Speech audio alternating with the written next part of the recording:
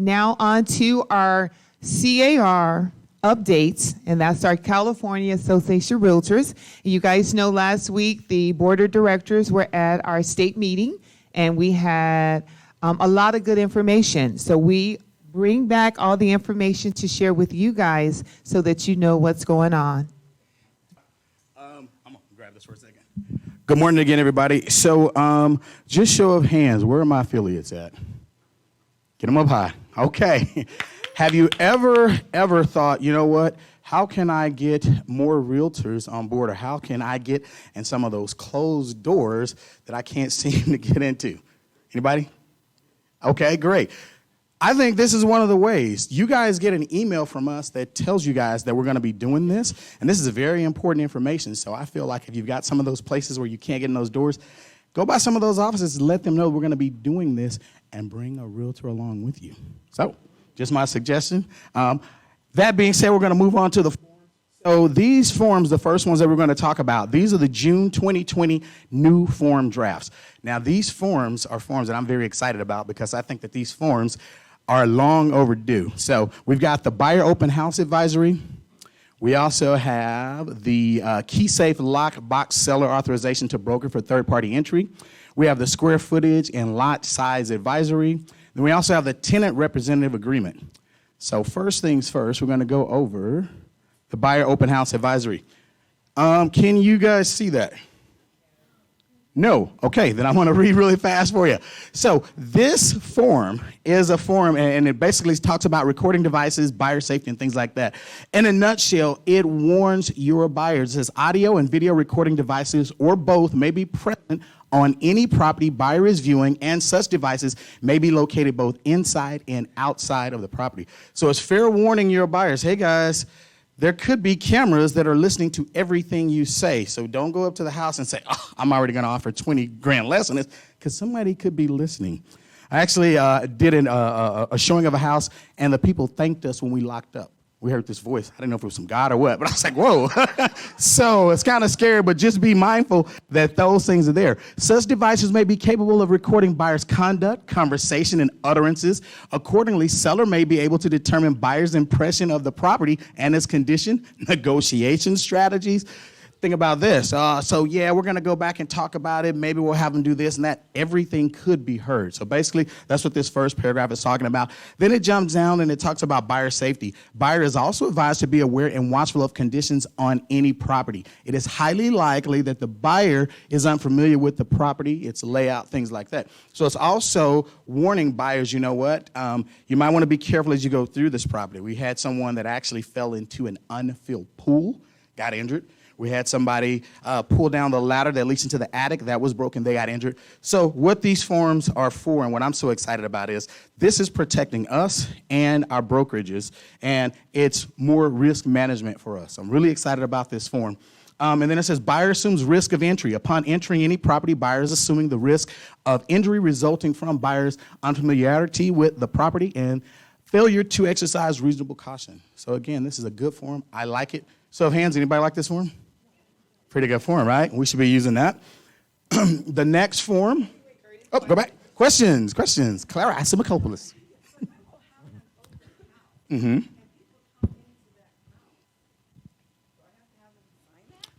Fantastic question. You guys hear that? She said if she's having an open house, should she have that form there? I'd say this, if you can get somebody at open house to sign this, because sometimes they don't want to sign anything, but if you can't, I think that would be fantastic. Get them to sign that, because they are hopefully potential buyers, right? But mainly, this is going to be when you're taking your buyers out, but if you can get them to sign at open house, fantastic. Any other questions? Cool. Moving on. All righty. Next one is the Safe Lockbox seller authorization to broker. Disclosure regarding access and protection to the property. Safe boxes are designed to hold the key to the above property, permitting access to the interior of the property, brokers, other real estate licensees, and participants of the MLS. These individuals may take videos or photos of the property, so it's letting them know that. Broker does not have the ability to control, block the taking, or use of those photos. So again, this is risk management for us. I can't tackle somebody, put them in a headlock, and say, hey, Adam, no. Adam's pretty butt, he's cracking his knuckles, so he may put me in a headlock and still take pictures. So that points that out. Also, it says MLS rules require a key lockbox placed on the property, and it's according to our MLS and our rules of what a lockbox should look like, the safety precautions and things like that. Broker, cooperating brokers, and other real estate licensees, the MLS, and your association are not against injury, theft, loss, blah, blah, blah. So we're not responsible for that too. So that's also clearing us up on that. Broker recommends that seller maintain insurance and any and all possible precautions and safeguards to protect themselves. And E, if seller does not occupy the property, seller shall be responsible for obtaining occupant written permission for use of a key box. And we have a form for that. That's C.A.R. form KLA. And then also seller authorization for third-party entry at broker's discretion. I'll say that again. Seller authorization for third-party entry at broker's discretion. In addition to the general authorization, seller grants to broker, other MLS members, accompany buyers, appraisers, and inspectors when seller agrees to use the lockbox. Seller further agrees that broker shall, at broker's discretion and without further approval from seller, have the right to grant access to the property to inspectors, appraisers, workers, repair persons, and persons requiring entry. So if you ever had a problem down the line, and you're like, I don't want to know, I don't know if I'm going to let anybody in there. Well, this actually gives upfront permission so that you can do your job better. Because you need to be able to schedule home inspections and appraisals to go into the property. So, like that form. Any likers of this form? Any questions on this form? Moving on. Next new form is the square footage and lot advisory. Anybody deal with land? Couple of people? Okay, you're going to like this form. So it starts out in the top and it says there's different sources of square footage measurements. So I believe the case was Hariki. You guys probably remember that. John Giardinelli talked about that. And it was a case of square footage and things not matching up the way that they should. So this one starts off and it says measurements of structures vary from source to source, and that data is often contradictory. We never have that, right? All the time. So it says there is no one official size source or standard method of calculating the exterior footage, the structure footage, blah, blah, blah, blah, blah. It also goes down and it says property size, dimensions, and configuration boundaries. Fences, hedges, walls, retaining walls, and other barriers or markers may not correspond with any legally defined property boundaries. So long story short, it gives you the opportunity to actually put in there where you got this information from and then have your buyer sign it. So now you're more protected. So then when you have the things like the Hariki case, you can say, well, guys, I told you here, this is where I got it from. I got measurements from the MLS, county assessor, the appraiser, things of that nature. And of course, they can be different. So this is another form that I love, especially if you deal with land. This is a really good form to use. I'd say definitely start using that once it comes out in June. Any questions on that form? All righty, moving on. Tenant representative agreement exclusive. Has anyone ever represented a tenant in looking for a property? Few hands, right? Probably only a few hands because most of the times it only pays you a few $100s. Well, guess what? We have a BRE, so why not a TRE? This is the tenant representative exclusive form. So it works just like the buyer representative, and it basically says, okay, tenant, if I'm going to be taking you around looking at properties for a couple $100 or whatever amount, because we don't care, we just want to get them into a property, then this is a form that actually says I'm representing you. And it lets you actually specify some of the parameters. So it gives a commencement date. It talks about the properties to be leased, gives a price range. And just like if you guys are familiar with the BRE, it has some of the same parameters. And this one is 3 pages long. And again, it's going to look a lot like the BRE. And not the Bureau of Real Estate, that old function there. All right, and then we have the buyer inspection election. Anybody use, oh, actually, I'm stepping on you, Denise. These are revised forms. I'm going to turn it over to Denise. Yeah, thank you. Give me the clicker, too. I'm going to get over here. Okay, so now we're doing the revised forms, and this is just a draft of what's coming out in June. Buyer's inspection election, pre-occupancy storage addendum. Curtis, what you do to this? You know what, heathen? I mean...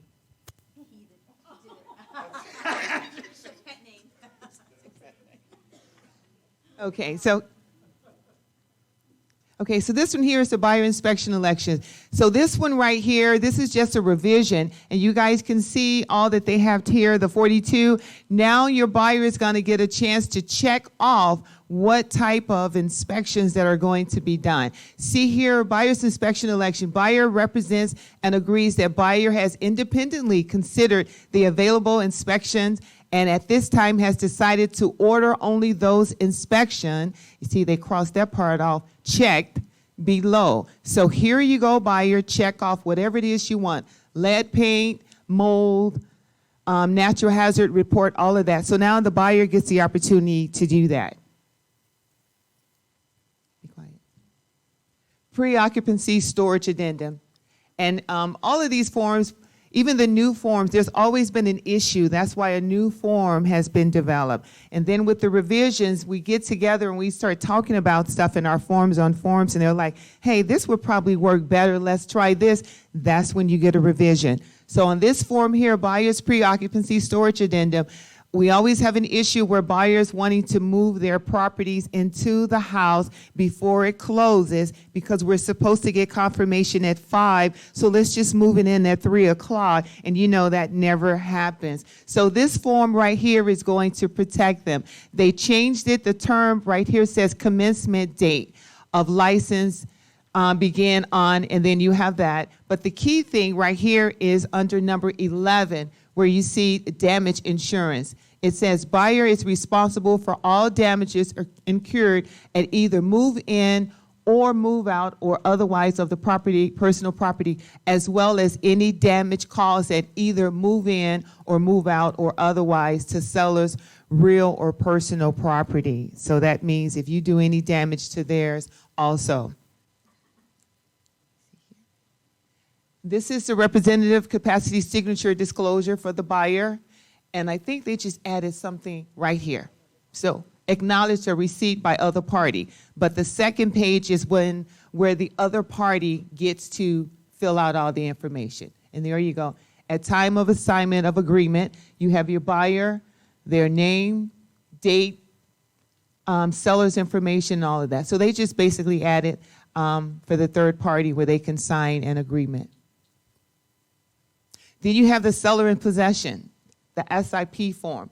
On this form here, number 6 is where they added. It says seller shall provide keys to the property as required in the agreement at close of escrow or if checked at the end of the term of this seller's license to remain in possession. So it's just clarifying when the keys will be exchanged. Then you have your septic inspection, well inspection, property, monument, allocation of cost addendum. Actually, this discussion went a while in forms, believe it or not, just over one word. So we had a long discussion, should we remove the system? You can see number A where it's talked about inspection and report. Buyer, seller should pay for septic system is what used to be in place, but they replaced it septic tank. So the discussion was, how can you inspect the septic tank if you don't inspect the septic system?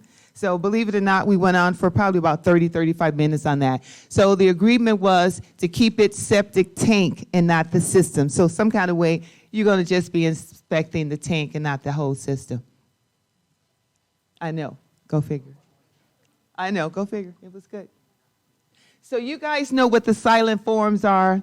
Basically, what the silent forms are meaning there was some grammatical error. Maybe there was a comma missing. It's just something silent. Nothing is being revised on it. Nothing is added new. The only thing is maybe the word was misspelled because the forms committee do review all of these forms and something was misspelled, a comma was left out. So that's what a silent form is. No revisions was done. Nothing was added. Nothing was taken away. So this is scary, I know. This is the 16-page new RPA. But you guys, I see Michael Crawford's face like, whoa. You know what? There's going to be so much training on these 16 pages that you guys are all going to be experts. Is that correct, Curtis? Correct. And spoiler alert, so what we're going to do is we're going to quickly just show you the pages. We're not going to go through it. We don't want to take all that time. So for the affiliates who wanted to be able to get in those doors, at a later time, we're going to give you time that we're going to actually go over the actual proposed changes. And then once those proposed changes are actually voted on and things like that, then the new form is going to come out in December. So right now, this is a draft. Don't get happy with this. Don't get mad with this. But there could be some feedback from this. But this is just... And I'm going to add, this is the 8th copy. They've met 6 times. Yeah, so don't get warm and fuzzy with this. Yeah, this is the 8th copy, and the group has already met 6 times. So they said, just look at it, but really don't look at it because there are still revisions being made. I think they had about 32 comments at our meeting for more suggestions for this form. So they're actually going to be meeting. So just glance at it. Don't get it in your mind. So I'm going to give you some cliff notes. So as you can see on the first page, this is kind of a table of contents. So what they've done is they've taken the RPA and they've extracted all the different categories and put them in a table of contents like fashion so that now you can find things faster and you can pretty much see at face value. Okay, this is what this offer is talking about. Now we actually had a sum RPA form that we came up with that kind of did the same thing. And it's a form that I thought was fantastic. I don't know if a lot of people are using it or not, but basically, as you can see, this is just going to, first page is going to kind of outline everything, show you where everything is. Page 2, same thing. It's going to tell you where all of the terms are and things of that nature. Page 3 continues on, and it's going to make it, again, easy for someone to get that new offer in and say, okay, I can see what's going on right now without having to delve into it. Then we go to our current form of how it is, and there's some changes in there, a lot of changes in red in there. And then a couple of changes here. And now this is more like your familiar form, but again, because we made some changes on the table of contents, then we had to make changes throughout the form. And with, where's Connie? What I'd love to be able to do is maybe have some feedback from you guys, so maybe we can get this out and get you guys comments on that and kind of see. We take it back to the forms committee. Because like I said, I know that there's been a lot of revisions on this. This is not set in stone, but it'd be nice to kind of hear from the general body that's going to be using it. And then a couple of other things that they put in red. And then you'll notice we're on page 15 of 16. Seller, they sign there. And you've got the 2 signers at the top. You've got the acceptance of the offer, and then you've got entry of sellers if there's other sellers like the current form, things of that nature. So again, that's a very brief overview without taking up too much of your time because we've got other updates. But did anybody have any questions on that? Tons of questions, right? Well, guess what? Mike Mason has a question. What's up, Mike? I'm going to see if we can get that. Oops, sorry. I'm going to see if we can get that shot out to you guys. So love to be able to get that to you guys and take that feedback back to the forms committee. Again, there's been several revisions on it. We're meeting again in Sacramento in April, May. And there'll be another talk about it, and then it's going to finally come out in December. Connie, you have a question. Comment. Yes.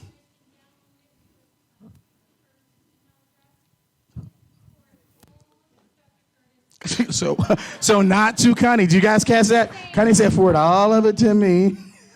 So Connie said that she is going to have Daniel email out the...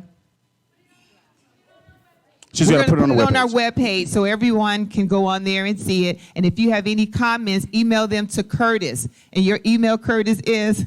Curtis.doss@kinnear.com. And I'm sure when they put it on the website, they'll have something that points to Daniel saying yeah. So there you go. I don't really. Okay, is any of that going to auto-populate each other? I'm going to go out on a limb and say yes, because in zip forms, especially when you got the RPA, you know, if you check the box that says you have a VA loan, it automatically brings in the FVAC. If you're saying that you have additional signer, it brings in the RCSD. So I'm going to say yes. I don't see why they wouldn't. Okay, and it's already been through attorneys? The attorneys and the study group, this is what's looking at it. The So attorneys and they don't agents. mind having a table of contents on a legal document? Here's the That's thing. scary to me, I'm sorry. Here's the thing. There's attorneys On the group that's reviewing the forms, they do have 2 attorneys on the group. And I'm using the word table of contents only because it's outlining everything. I don't know that you would necessarily say that, but literally it's outlining where everything is, but the information is still in the document. This is just making it easy to access.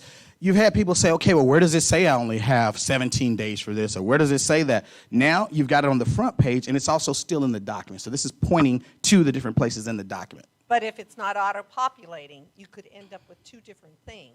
What do you mean when you say auto-populating? If it could accidentally say on that page right there on the front page, 17 days, but somebody miswrote it on the rest of the contract as 15. No, those if should all they're not change. auto-populating. Those should all change. If you change it there, it should change in the document. Yep. Because the sum RPA did that exact same thing. The sum RPA actually took everything in the RPA and shifted it. And so if you check something on your RPA, it moved it over to the sum RPA. So it should stay.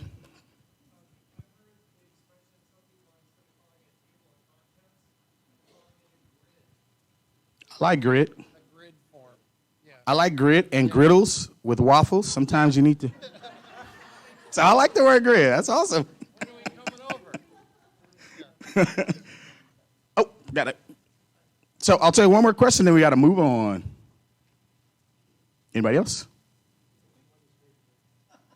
Mayfield. All right, that wraps it up. Thank you guys for